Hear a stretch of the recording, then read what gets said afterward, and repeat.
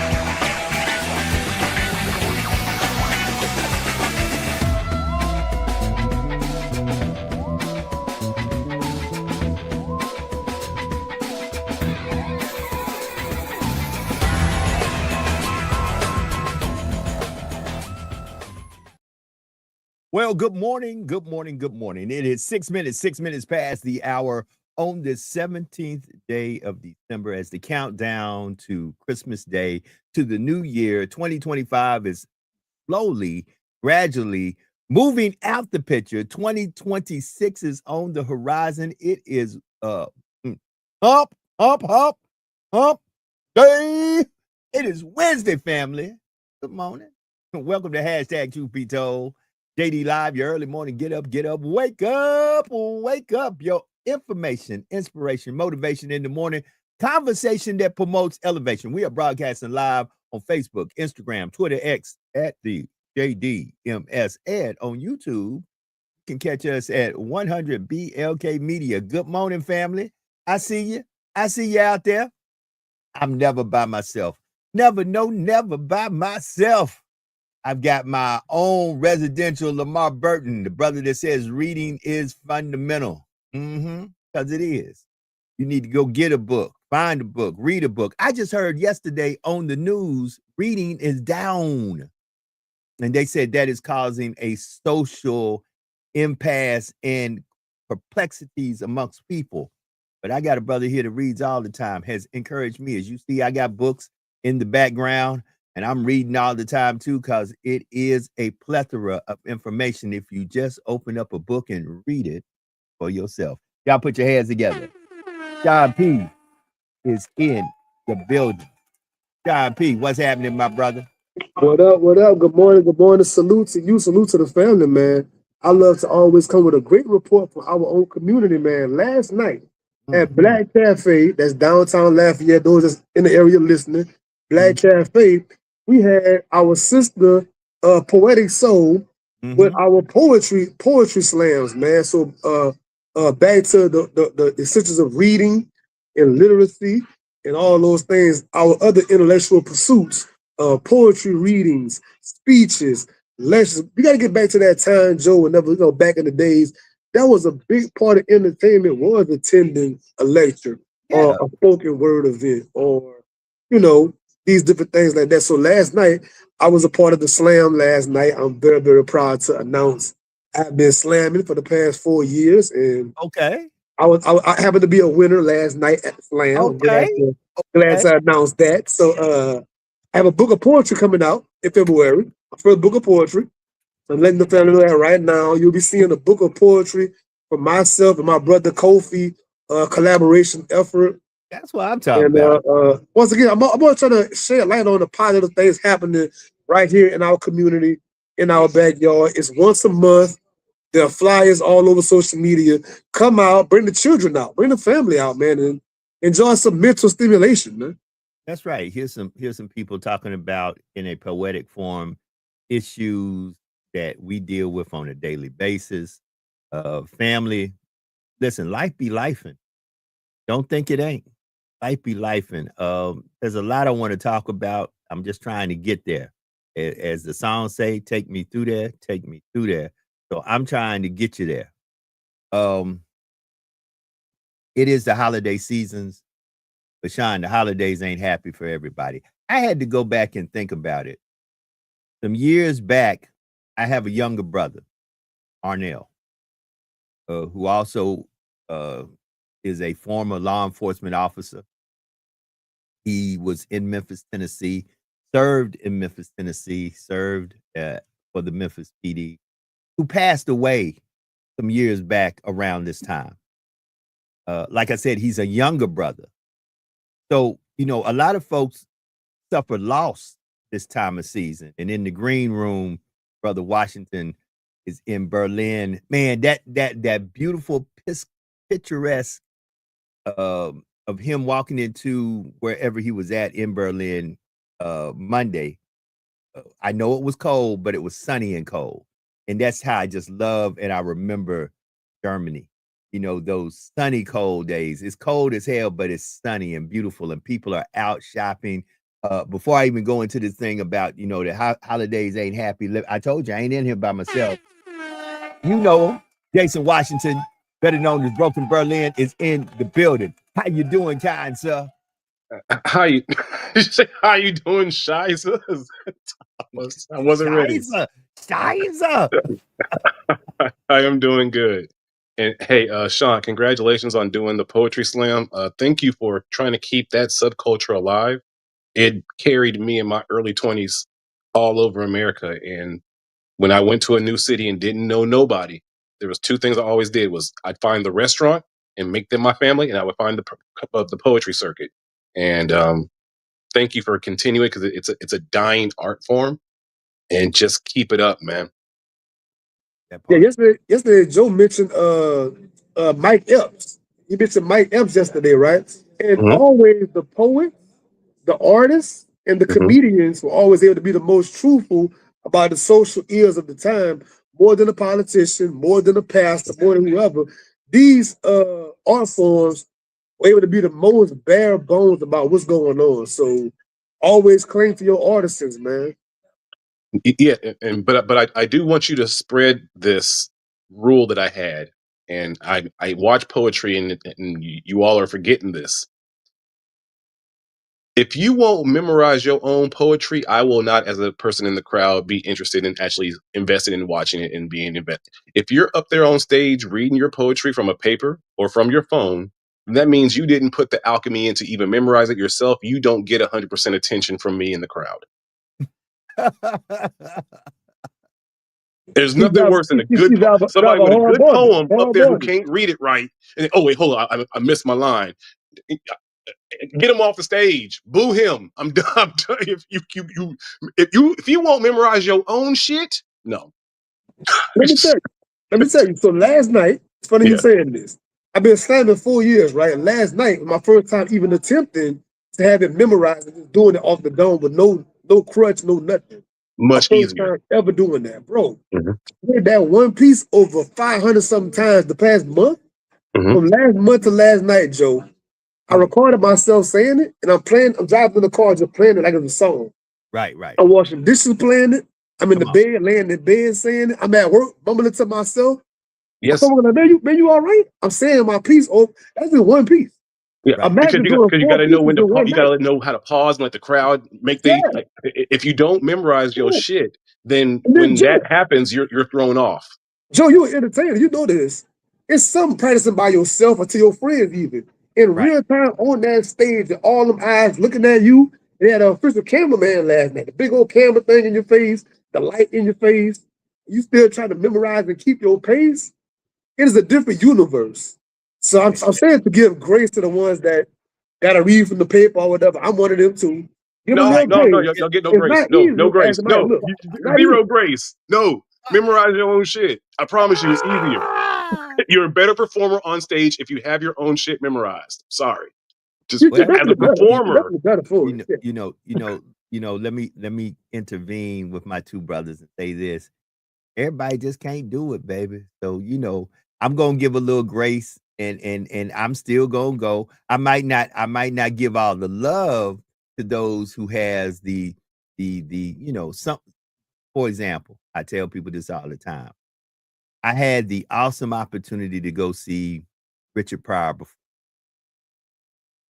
And I don't care what you say. I done seen Richard Pryor live. I done seen Dave Chappelle live. I done seen Cat Williams live. I done seen a lot of comedians live. But I tell people, after you go watch Richard Pryor's story tell, there's a difference between the only person, I ain't really seen too many folks. The only person I ain't even seen live that I saw live that even got close to Rich was Bernie Mac.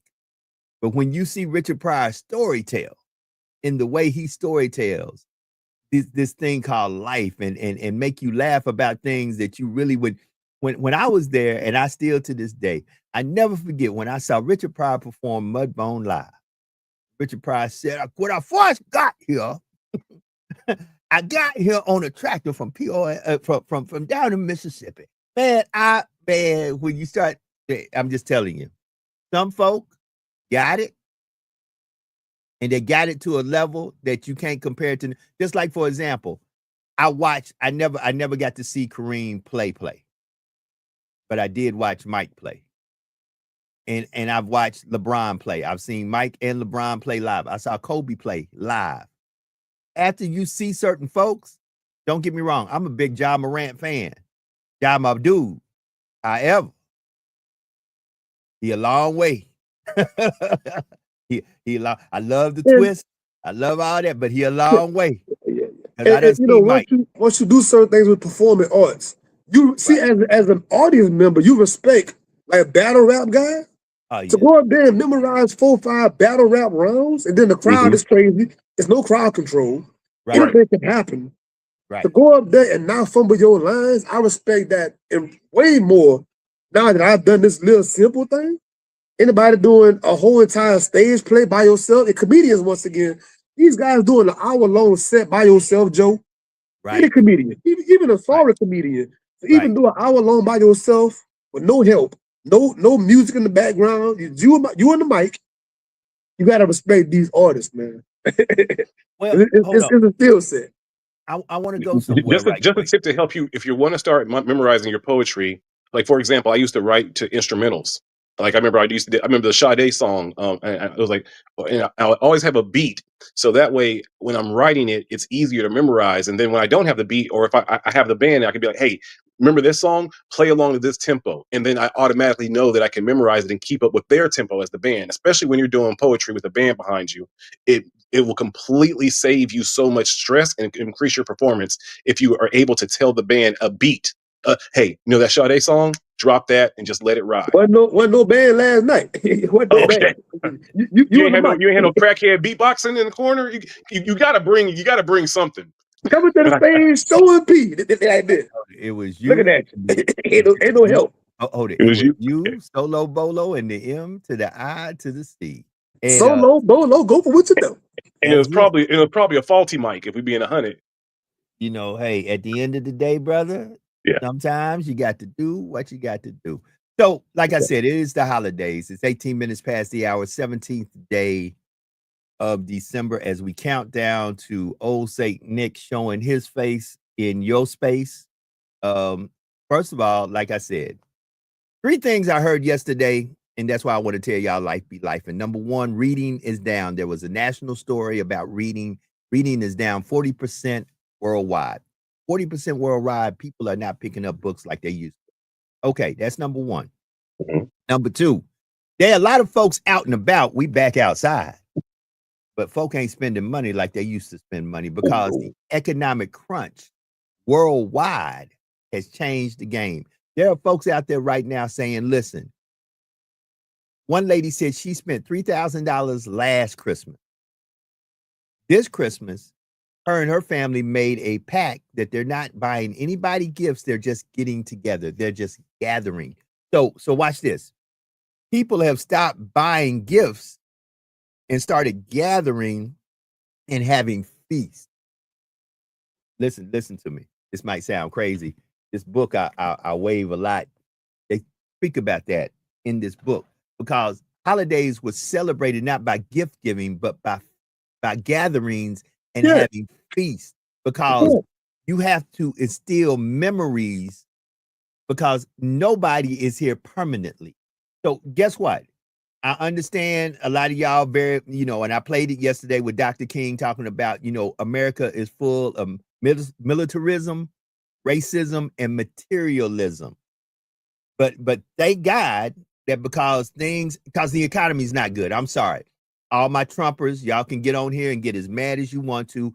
We are not doing better in America now than we were 2 and 3 years ago under another administration. Things are sky high. Go ahead, Sean. And Joe, brother, broken Brolin, I don't know your age or whatever, but like, I'm sure we have 3 different age ranges, maybe, right? So like, imagine the gifts when your childhood, Joe, and then me in the 80s, my childhood, and then his childhood. Man, the gifts right now that they even want, it's off the Richter scale compared to our childhood, your typical gift. Like, bro, me wanting the Super Nintendo at 150, or even the pair of Jordans at 120, 150. Now, the gifts they want now is 6, 7, 800, a grand. You want an iPhone? Right. You want a MacBook? Right. You want an iPad? Right. Come on, bro. So let's go through it. I am a child of the 60s. I was born in 1967. So we're going to give some years that we were born. I was born in 1967. Sean, what year were you born in? 1981. 80 baby. What year were you born in, Broken Berlin? 82, January. Okay. So we got the 80s, we got the 60s. We don't have the 70s, but watch this. And I wish it's times like this, I wish that the alumnus of Community Conversations, Brother Fatim, was on here, because we could really go somewhere. But in my days, one of the 2 biggest things you could get under the Christmas tree, and guess what? I got them, and I still have them to this day, was a bicycle. And I have a very nice bike. Sean knows I am an avid biker. I don't post it as much as I used to, but I used to literally post daily me going on 3, 4, 5 mile bike rides. And I still do it. Unfortunately, I have a stationary bike in my house, like a Peloton, but it's not a Peloton. It's a Soul that I take often. I'm often in Europe biking through my Soul. I also have a pair of roller skates. Now, back in my days, a very good bike, if you got a nice 10-speed bike, a nice Schwinn. Yeah, like a Huffy? A Huffy? A Huffy or a Schwinn. If you either got a Huffy or a Schwinn. If you either got a Huffy or a Schwinn, depending on what your economic status was. But, or depending on how good your grades was. Right. Really depending on how good your grades was, really. Yeah.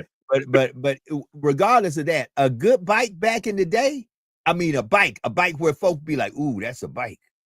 You're going to pay about $150, $200 for at the most. Oh, yeah. At the most. Now, that was a big deal. That was a big deal. A good pair of rolling skates. Right. If you spent that much money, folk were looking at you like, y'all got money. You had a good But let me ask you guys, let's all share real quick. What was the one Christmas gift you all got as a child that almost brought you to tears or made you cry? Okay, Sean, you first. For me, my birthday is in December, of course, so like it's always different for me anyway, because having 2 things in 1 month. But Super Nintendo. When I got my Super Nintendo with the Mario Brothers, with Yoshi, that was a wrap. I had that little JCPenney Sears book and it circle it. You put it. Come on now. You put it where they can see it. The wish book. It was a big wish. All right, we wishing, but that was my big gift. When you jumped on Yoshi, that was like what, 150 back in the day? 150, give or take. 150, because it was also the same thing for me, but it was a problem because my mother and father tried to co-parent the gift together for like the first time, and my mother got the Super Nintendo, and my father was supposed to get all the games, and my father, this happened, showed up with 10, 12 Game Boy games for my Super Nintendo, and my mom will flip shit. Wrong system. So I'm looking, and all my friends are there because they already, because we was in Oklahoma. Like, we didn't get Jordans because it was red dirt. Ain't no point in getting Jordans. but we was all about, this was a neighborhood Langston event. We was about to get it. It was the first Super Nintendo in Langston University. Like, it was all the kids. We was They were ready. about to go down. Man, they was about to jump my father. Oh, And I mean, my friends. He came in and all with his Santa Claus suit on. Yeah, I ain't seen this man in years, but he tried to play that part and came in and, here you go, son. And I'm like, I'm looking at my mom and she was just like, but it's a great memory now. That's and I crazy. love it. Let me tell you why I raised this up, fellas. I know some parents out there, our mothers in particular, the single mothers out there. Come on. If you can't necessarily get something for your child, it is a devastating blow to your spirit, your soul. But I'm making an example to say how far-fetched a lot of these things, even Joe, at 40-something years old, working overnight, I don't have some of these devices myself. Okay. I don't have a MacBook. I don't have the latest and greatest phone. Right now, I'm on the phone right now. So I the latest device. I don't have it. I didn't want to go there, but you took me there. So let me say something. Don't feel like that is my point. You know what I'm saying? At 25 minutes past the hour, we're about to go somewhere. So put the kiddies to sleep. This is big boy, big girl talk right now. You know, there's a lot of coochie selling going on right now just to get some Christmas gifts underneath them trees. Now, hold on. I'm getting some great text. Hold on. We got to go there. Hold on, Joe. You be like Forrest Gump? You be like Forrest Gump? Hey, Forrest Gump? Hey, your mama sure care about it too, boy. Hey, your mama sure care about your education. your mama sure care about your education. Forrest like what? What my man say? He said, Mrs. Gump, is there a Mr. Gump? Hold on. In these days and times, wait a minute. There can be a Mr. Gump. They don't care. They don't listen. So watch this. I have a good friend, and I'm not gonna call her name out, but she says this on her live one day, and I almost fell out my chair. He says, selling coochie is only for emergency situations. It's kind of true. It ain't supposed to be a monthly habit. It's supposed to be at the most 4 times a year. Now hold on. You think each season you're allowed to sell coochie once? Hey, you think that's something? I was actually on a YouTube channel and on a TikTok podcast where they were having relationship conversation. I didn't know the brothers was selling penis like they be selling it, because now the cougars and the sugar mamas, they said, hold it, the women done showed us something that we should have jumped on a long time ago. You know, they had a brother and he called himself. He said, "Look, man, I ain't worked in 3 years. Because I'm slanging straight sausage on the market." Well, he working. You know what I'm seeing? He working all right. In that chef, the celebrity chef world, I've seen it. These chefs, when they having their brunches and their girl trips and their girl date, man, fellas, if your lady having a setup like that, you might want to be present, because going down. The chef is cooking. He cooking. Let me go ahead and say this. He cooking more than the omelet. Hold it. He cooking more than the omelet. Want to feed them grapes in their mouth and put strawberries in their mouth? It's going alcohol in there. It's going down. Let me expose it. I've been a career restaurateur for all my life, all over the world. There is no faithfulness in the restaurant game. Zero. It maybe it's different now, but I'm telling you, in the early 2000s and maybe even before, when it was because again, it was kind of before technology, so everyone was allowed to get their shit off without anyone ever worrying about getting caught. Right. Without owning a secret. Hold it. Now watch this. Let me show you what's really ugly now. Let's call it what it is. It used to be. And I say this because of my profession, so let me give us a different view right quick. I say this because of my profession. I'm the type person, I don't sit my back to any door because of my profession. B, I'm very cognizant when people talk to me like this. I'm very cognizant when people talk to me and act like they texting or whatever, because 9 out of 10 times when you talk to me like this, what you're doing is you probably recording me or recording the conversation. But these days and times with meta glasses, and I have about 3 or 4 pair of meta glasses. And I have professional meta glasses and I have personal meta glasses. I'll leave it at that. Now wait a minute, Joe. Don't they have the contacts too? Thanks to Chauncey Billups that we found that out there. The contact. Right. Yeah. Hey, I got, like I said, I got professional meta glasses and private meta glasses. And guess what? All meta glasses, the little light don't come on to let you know that the person done activated their glasses. So these days and time, bro, I tell people, watch what you say, watch what you do, because somebody's always watching. And let me say something else. And definitely always listening. Right, hold There's, on. there's, they're hearing you more than they're watching you. But Joe, So, I would never a big old mass thing happen like we had a couple of days ago. They said they can't find no footage. We can't find no footage, Joe. We can't find no footage. There ain't no footage, yo. Because the footage it's been erased. That's the part that always get beat. Well, let me say the following. And if y'all haven't picked up on this, and y'all are very smart individuals, and I think most of the people who listen to our podcast are smart individuals. We live in a time of misinformation and straight up lies, because they're not going to tell you what they know. Because telling you what they know will put you in a place where you say, aha. And see, they want you to sometimes not hear the truth. Because I'll be very honest with you. Okay, let me be very honest. I'm in a profession, and people know me. People see me on TV in the local area. People see me on TV nationally. Somebody brought that up. They said, man, I was watching a national press conference and I thought I saw you in the background. I never responded to that person, but yes, they did see me in the background. But I'm on local, national, and sometimes international stages with some of these press conferences. And if you just blew up something and I know that you're still in the area, I may give a press conference and swear to God that I think that you in Paris, France. Because I want you to get comfortable. I want you to feel like I don't know what the hell going on. I may get on a press conference and swear to God I got the right person. Hey guys, we just got a person of interest. Took them in. I know that person of interest didn't do it, but I want you to feel comfortable that they got somebody, and I can just go ahead and go, ooh, they ain't got me. They going down the wrong rabbit hole. When the whole time I put that out there to get your tail comfortable where I can creep up on you just a little bit closer. Because when people get comfortable, people make mistakes.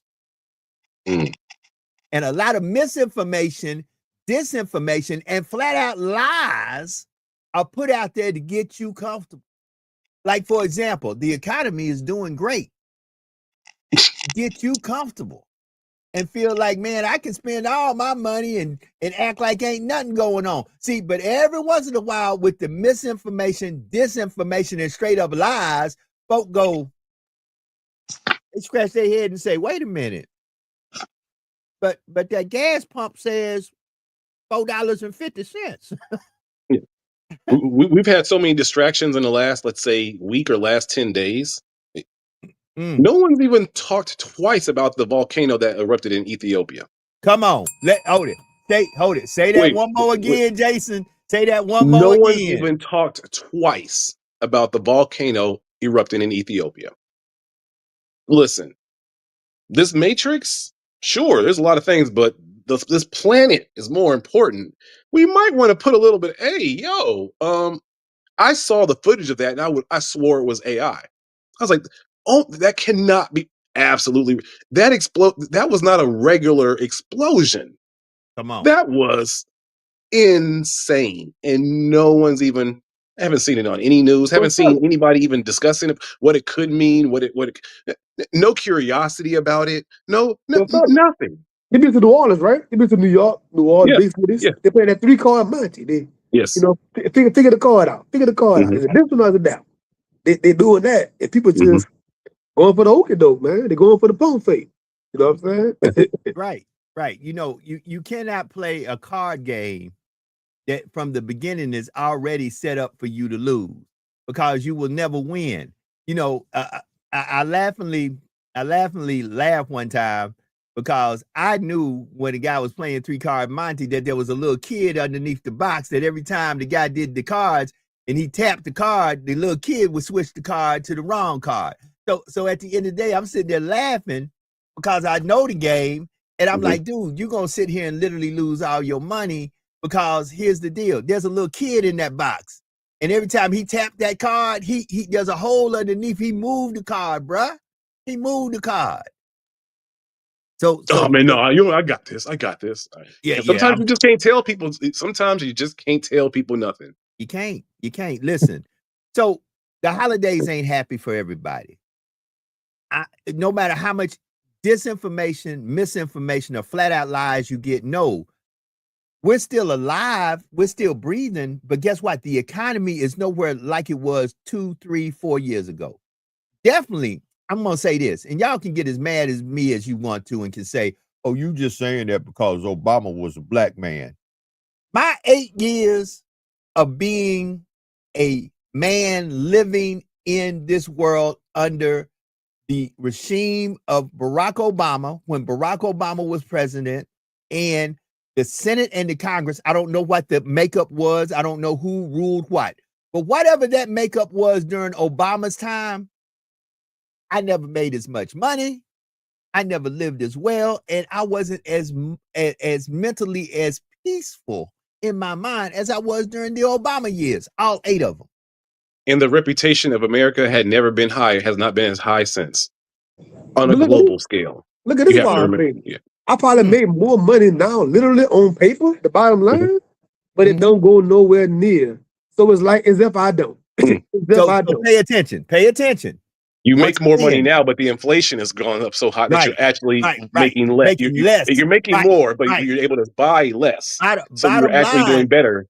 Bottom line, more money is being made, but more money is being spent because items are higher. Yeah. And guess what? Here's the thing. What we don't pay attention to is the following. When prices go up, your pay should go up. But here's what happens. Here's what happens.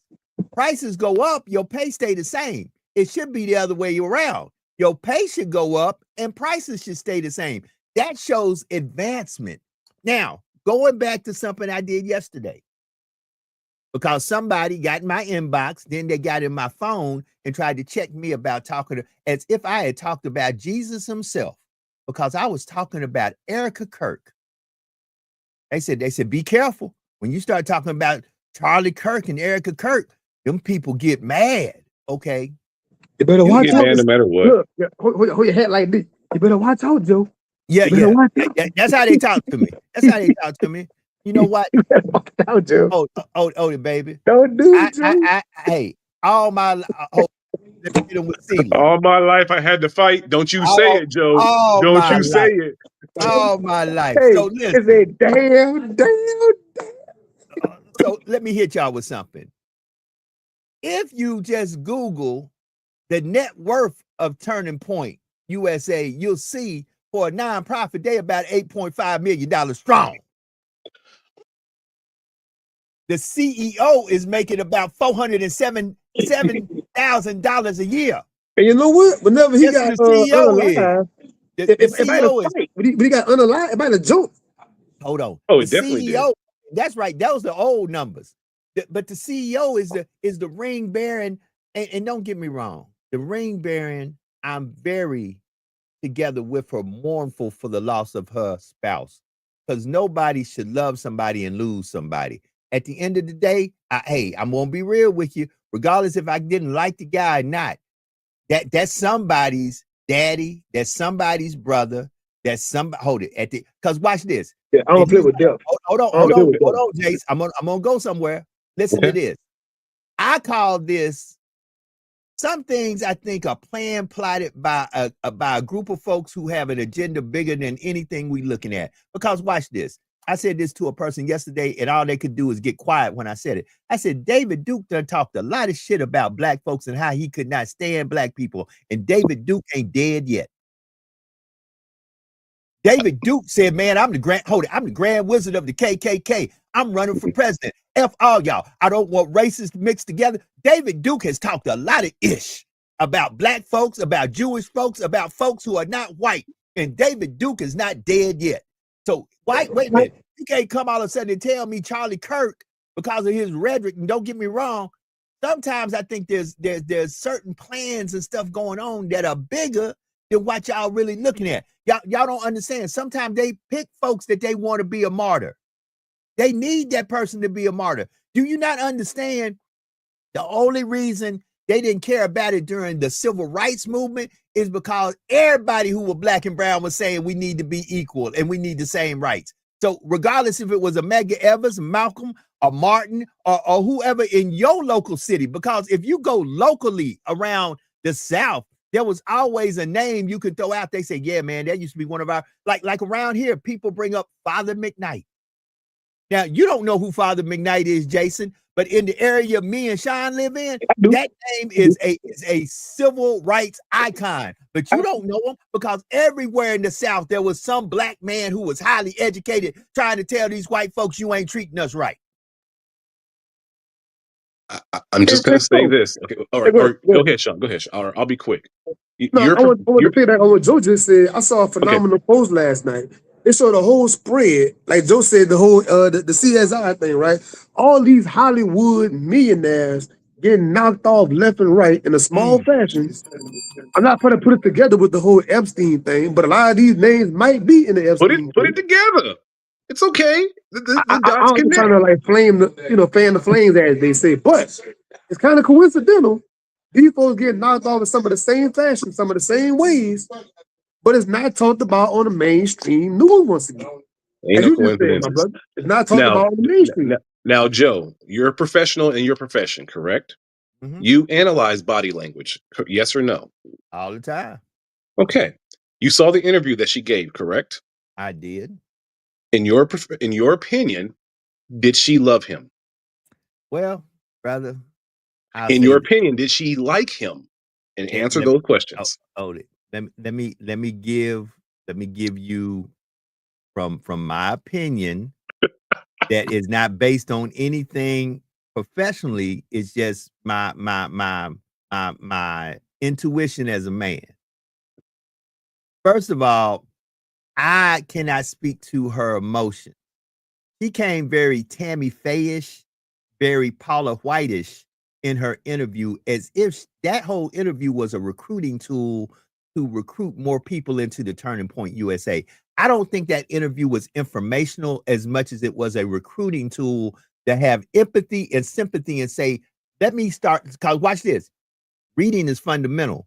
And if I can make you click on, read, listen to, and start hearing the philosophy of any organization, I may be able to indoctrinate you into it.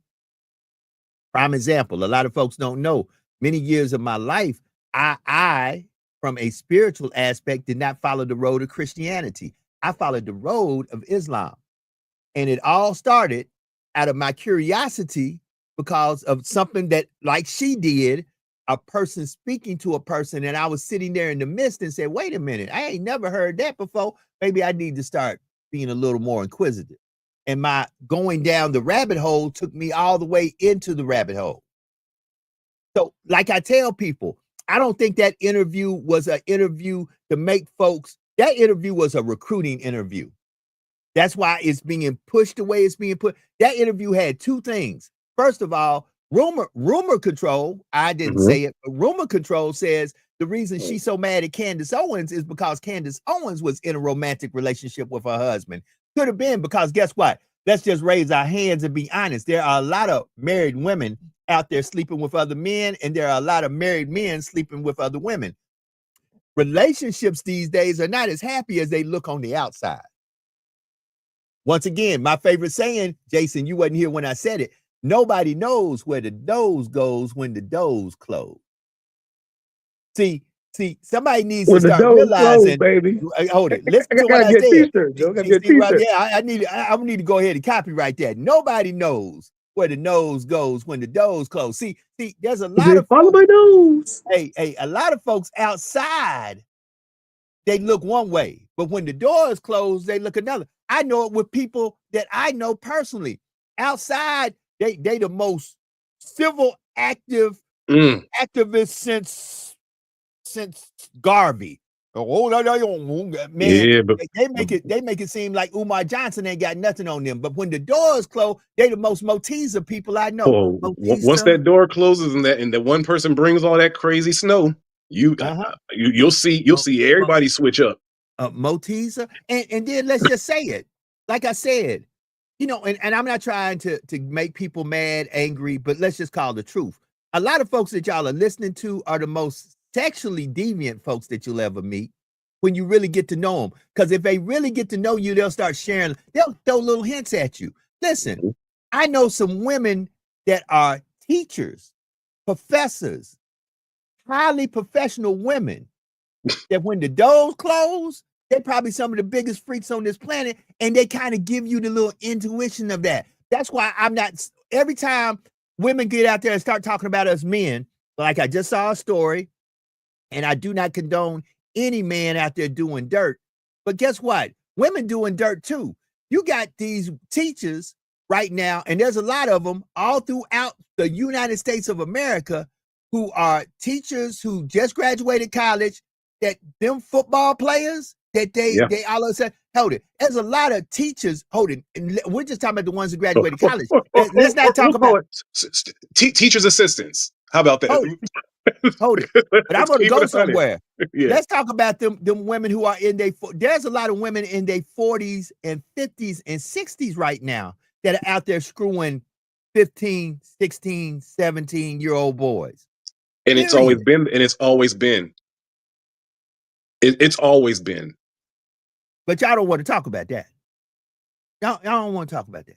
See, y'all always want to make it seem like there's all us no good men out there. But guess what? There's a lot of old women out there that are exploiting the hell out of some of these young men. There's old women out there, baby, come over here and get some of this blackberry cobbler. Or this peach cobbler. White and hold it. And there's a lot of old white women out there screwing the hell out of some of these black young boys. Ooh, here in Germany. What? Oh, we can talk. These obese omas that be getting humped on by these young African men. But nobody talks about it. Because I always try to make it seem like the black man is the problem. No, the black man is the originator. We are the solution. Like I said, I'm not going to let you tell me I ain't good at math when I created math. Mathematics was created in my backyard. So you can't tell me what I ain't good in when I created it. Neely Fuller used to always say, he's like, when people ask you what did black, you just tell them black people invented breathing. We invented that. That part. Now we don't need to tell you nothing else. Because last time I checked, the first erect walking individual on 2 feet.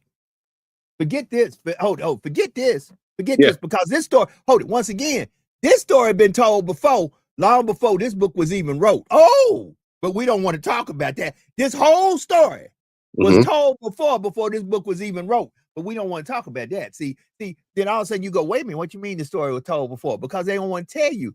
The whole story was told before the book was even wrote. So the first person who walked it erectly was in the continent of where all the black and brown folks are. Okay, I'm just saying. Sean, go ahead. Sean, you look like Sean, you on mute. No, I want to piggyback on that interview, right? Along with illiteracy, besides reading words on the page, people being able to read body language, read facial expressions, read tonality. These are all levels of reading. Being illiterate is not just not being able to read books. You can't read situations. You can't read the room. A lot of reading to be done. That's a great point because, in fact, I will say with so many people being illiterate, people are also at the same time illiterate in those fields that you just named, as far as read. Again, how I talked about the police, and how I said like the police didn't have body cams when we grew up. We had to read those situations. But then I see, young men today when they get involved with the police, and I see them crashing out, and I'm like, are y'all not reading the room? Are y'all not reading the situation? Well, hold on. And guess what? I say that is by design, brother. Broken Berlin. So understand this. If I tell you if I tell you long enough that every police officer is dirty, crooked, and they don't have your best interest at heart, you begin to saturate, listen to it, and believe it. Like, for example, if I tell a child, I have a grandchild right now. My grandchild is going toward 2. I talked to my daughter. My daughter said, "Oh my God, your grandson is throwing tantrums."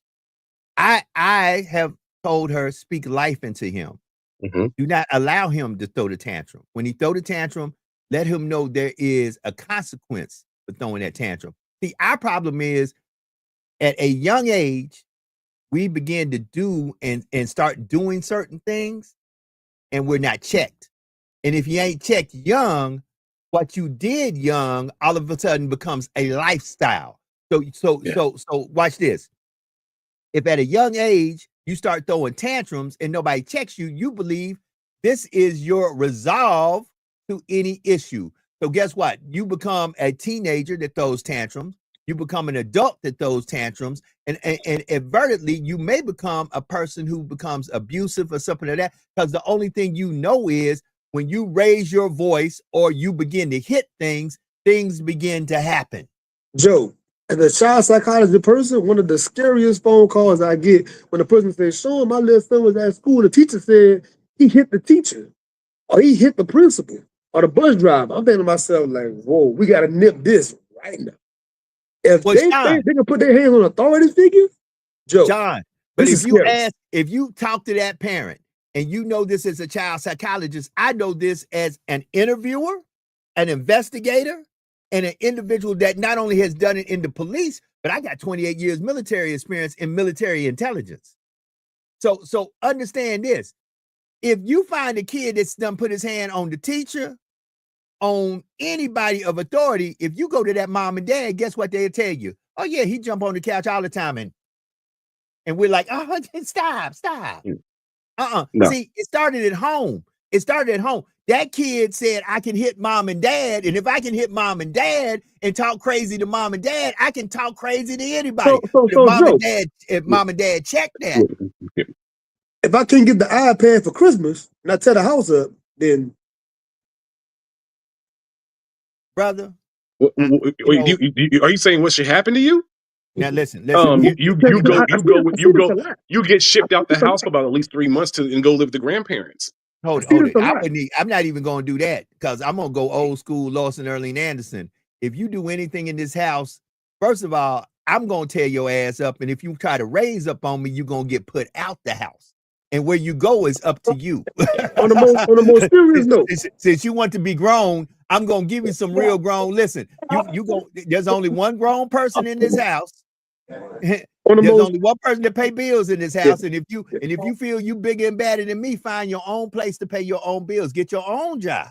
We do have to make a conversation another day where we speak about the kid from Oklahoma that got shipped into the group home, foster home in the CPS, and he was throwing rocks at his mama's windshield and bullying his brothers and sisters. And CBS, not CBS, CB, Child Protective. CPS. Yes, they came in and took him, and then he was in the group home, and the father of the group home put hands on him. And he's had to call his mom and apologize. And everyone you see online, like, yeah, leave him in the group home longer. He need to get beat up more so he can get his act right. And I'm like, that is not how this shit works. Right. Hold it. Let me say this to y'all. And I'm going to say this the best way I can. Because, for example, last night I got woke up out my sleep, out my rest time after I got off work, because in the municipality I work in, there was a shooting incident again. In the United States of America, every day there is at least a bare minimum of 25 people who get shot. Bare minimum. United States, I think that's the smallest number. 25. Every day somebody is getting shot. That's how much gun violence there is in the United States of America. Every day 25 folks are getting shot, and out of them 25, probably half of those folks are going to the upper room. They're going to glory. They ain't coming back. They're slow singing in flower, bringing in families mourning everywhere. So there was a shooting in my municipality. I had to go out because, of course, that's what I do. I tell the media, this is what happened. This is what we're doing. This is how we move forward. More information will be given. But here's what I realized. This is such a enormity that when we hear this, we kind of just hear it and keep it moving. Yeah. I mean, understand what just happened in the last 7 days. Brown University mass shooting. Sydney, Australia, 15 people killed, dozens more injured. We ain't talking about the probably 30 to 40 people who were injured, whose life will never be the same. Some may be paralyzed, wheelchair ridden. We don't talk about that. Yeah. And guess what? We kind of just done moved on from it. Because talk to me, Sean. Talk to me. You mentioned the phrase mass shooting. What's the minimum number of people you need for it to be a mass shooting? I know it's a certain number for it to be mass. I believe it's 3. So just three or more? 3 or more. Yeah. I believe so. Well, there's a lot more mass shootings than that. If it's just 3 or more, I thought it was like double digits or something. If it's just 3 or more, it's a lot more mass shootings than we can ever. We have in our community, we always have mass shootings, but they never get reported that way. Right. Hold on. Y'all keep talking. I'm gonna ask that question. Okay. What number makes a mass shooting? While you going through that, Sean, in your poetry time, have you ever dropped a Christmas poem that led to you getting some kisses under the mistletoe? I have never done a Christmas poem in my life. First of all, I'm planting the seed for you to write one. Oh, you try that? Okay. You know what? I might try that. Go ahead, Joe. Okay. So there is no single universal number that defines a mass shooting. However, most commonly used number, however, is 4 or more. If there's 4 or more victims, it is by perpetrator or perpetrators. If it's 4 or more, it is considered a mass shooting. Okay. I mean, and then like you said, there's listen, that can go down at a club. Because the amount of automatic rifles we got out there these days, a mass shooting is easy. We had choppers in the 90s, choppers and drums. Like, there was mass shootings like crazy in the 90s then. Okay, so brothers wasn't shooting with pistols; they were shooting with choppers in the 90s. So look at what we got going on, family. I mean, just pay attention. While we're over here talking about some of the major things that's happening, little things are happening. Donald Trump has taken Dr. King's birthday off the list of something in the White House and replaced it with his own birthday. And y'all got to pay attention to the small things. They have a civil rights statue of a lady who challenged Robert E. Lee. They took that down, and Broken Berlin hopefully will come back if he take him out for a minute. That got took down, replaced. Listen, they're trying to cancel anything that is not what they want it to be. That's why they got Erica Kurt out there, because Erica Kurt is recruiting people to be like, here I am. And no offense, not trying to talk about anything, not trying to down anybody. Nobody asked to be born or brought to this world a certain way. But they're really trying to push that if it ain't white, it ain't right. If it ain't white, it ain't Christian, it ain't right. That's what they're trying to push. They're trying to push, if you're not white, if you're not Christian, you ain't right. If it ain't the white evangelical Christian lifestyle that you're living, you're not living right. If you're not living in the suburbs, if you're not going to Lululemon, if you're not drinking Starbucks, if you're not this, then you are heathens living in the wasteland. And we don't want those heathens living in the wasteland mixing with our good people. That's how they're acting right now. And those are just the facts. Our brother Broken Berlin had to leave. We appreciate him. Hopefully, I think he left me a message. Hold on, I'm gonna tell you what it is. Yeah. He had to get gone. We appreciate the love. We hopefully see you tomorrow. But we getting ready. It's 1 minute to the top of the hour. Y'all got to pay attention, Sean. I'm just saying. That's the biggest takeaway, man. Pay attention. Open your eyes. Open critical thinking. Critical analysis. I got to pay attention. You got to keep your head on a swivel, bro. You don't know what's going to happen these days. just imagine how many people. I don't know how many of you. I've been to Sydney, Australia. I've been to Sydney. Okay, I know you've been to Perth, right? Darwin, Australia. Darwin. About You 3 times, know, 3 times. okay, so I've been to Australia. Australia is beautiful. Let me say that. Australia. I is will go beautiful. live there tomorrow. Yes, sir. I'll pack Now- up tomorrow, Joe. Now let me tell you this. The Australian people crazy as a Betsy bug, but Australia is beautiful. But you know, dealing with Australians So is you like gotta pick your heart, Joe. You gotta pick your heart. right, hold it. I can be Right. crazy over Hey. here, crazy over there. Right. Hold on. But they remind me a little bit of what I tell people a lot of British folks are. Real, you know, when you meet real Brits and stuff, they crazy as hell too to me. But you know, at the end of the day, they just have a certain lifestyle that's their lifestyle. So, you know, but it's beautiful over there. Those beaches, to me, those beaches make Cali beaches, they make Destin and Florida beaches. Them beaches ain't got nothing on them beaches over there in Australia. So imagine you just out with your people having a good time at the beach, and all of a sudden people coming. Did you see them long guns them boys came out with? You know what, Joe?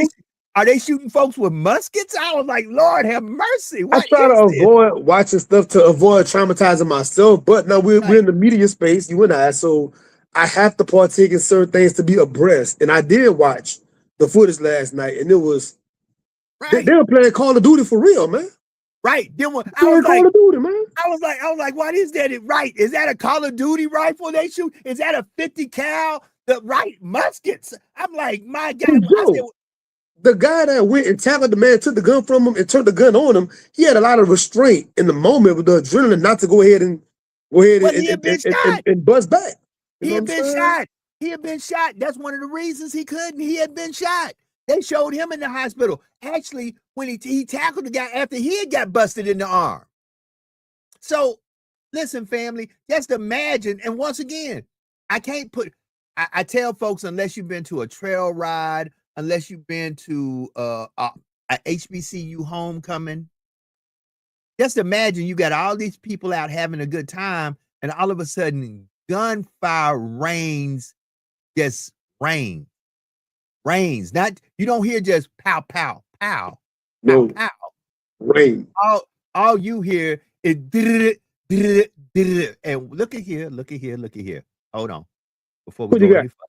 Where you at? Look at here. Who's that lady? I just had to go say hi. Listen, I'm gonna say this. And I want people to hear me officially say it with this woman on here. I have literally, with my own eyes, saw the transformation of a queen. She was a beautiful queen before the transformation. She's still a beautiful queen right now. This is my sister from another mister. And I tell people when I roll this bus, this woman here, she know it. She get the link every day. She ain't at the bus stop, and I know why she ain't at the bus stop. I'm glad she ain't at the bus stop because she out there giving smiles. Because I'm on a plane. Giving smiles, and she on her journey. But I love you, Alicia. And Alicia, I love you back. Whatever you decide to do. I looked at folks, I don't watch folks. You know, some folk want you to stay where you at. That's what they want. They want you. They liked you when you were like them. But when you elevate, they got a problem.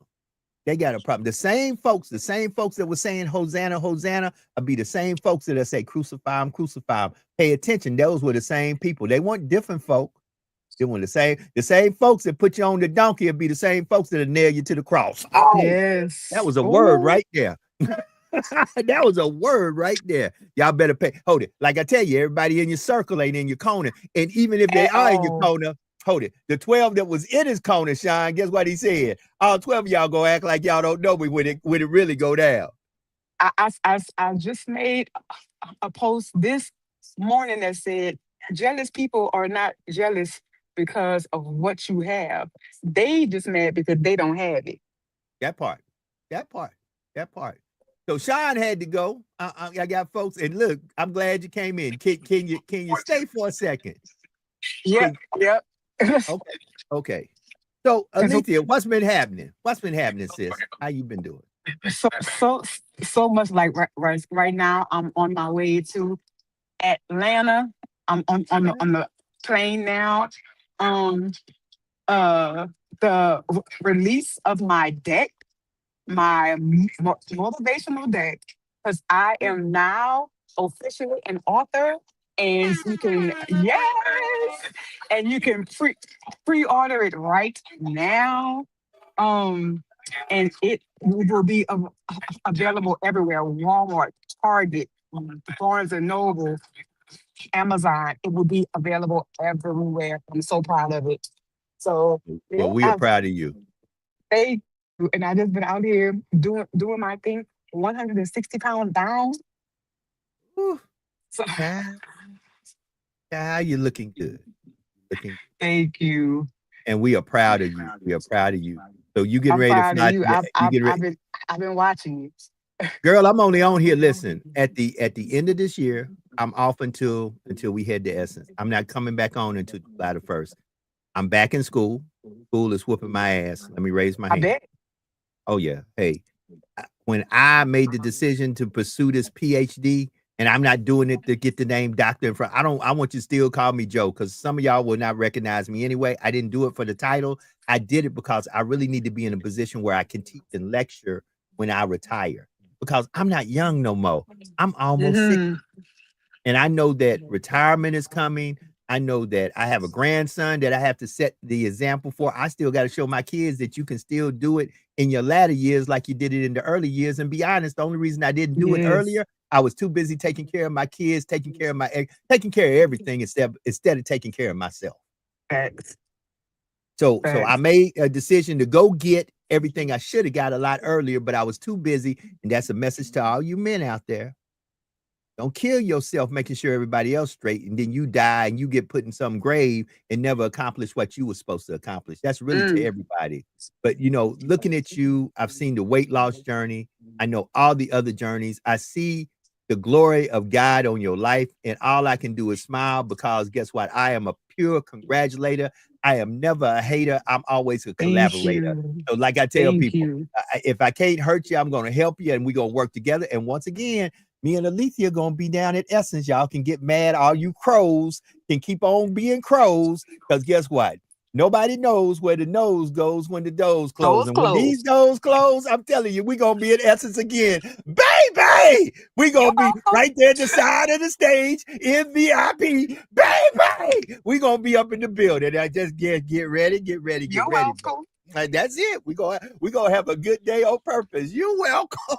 Oh, and stay tuned, because I was recently on speaking of Essence, I made a guest appearance on a reality show that our friend Okay.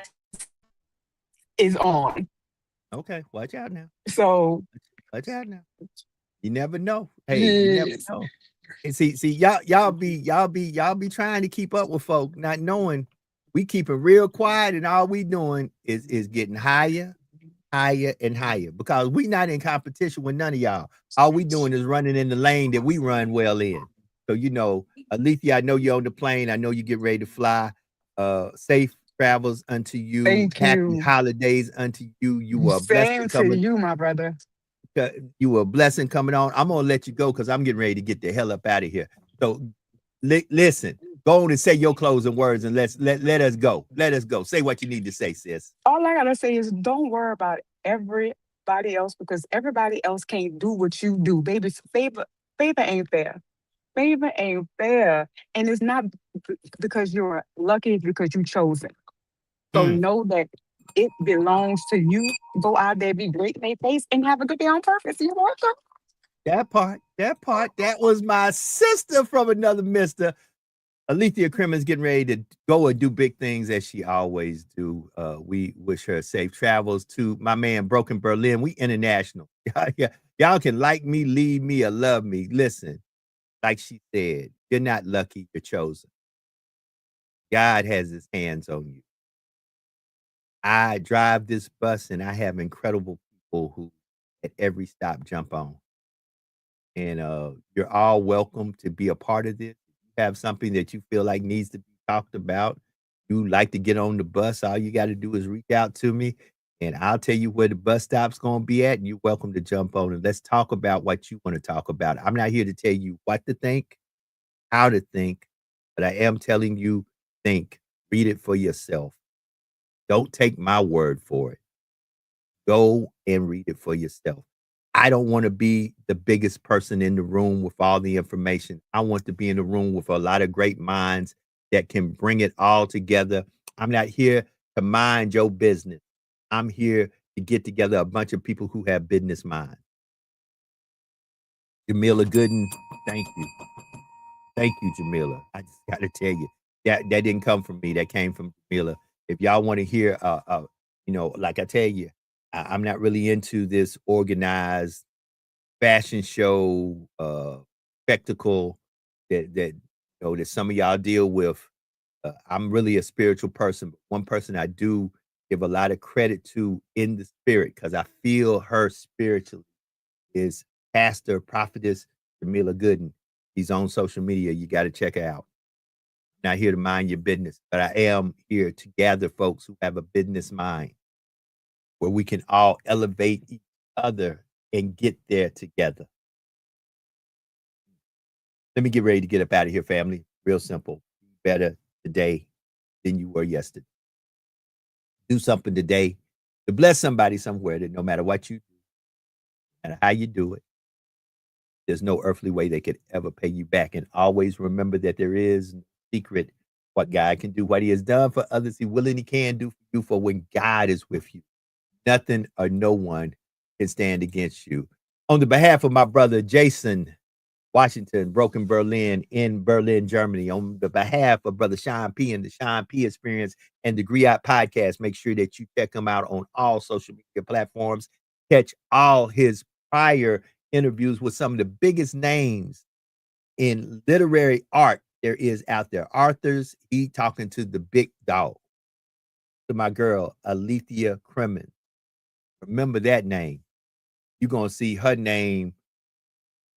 Don't be surprised if she doesn't have her own talk show, her own sitcom, her own thing where she is literally the Oprah talking to folks and getting folks to say what needs to be said, that we get information in these times. Check her out. She's got a great podcast, In the Passenger with Alethea Crimmins. Check out all the stuff she's doing. I am Joe Free. 100 BLK, the Black Station, www.the100blk.com. It's been real, it's been fun, but I got to get out of here, y'all. Y'all have a great day. And as Alethea would say, be great in their face and have a good day on purpose. We out of here. Peace. Oh, wait a minute. I didn't. I was supposed to do this. We out. Peace.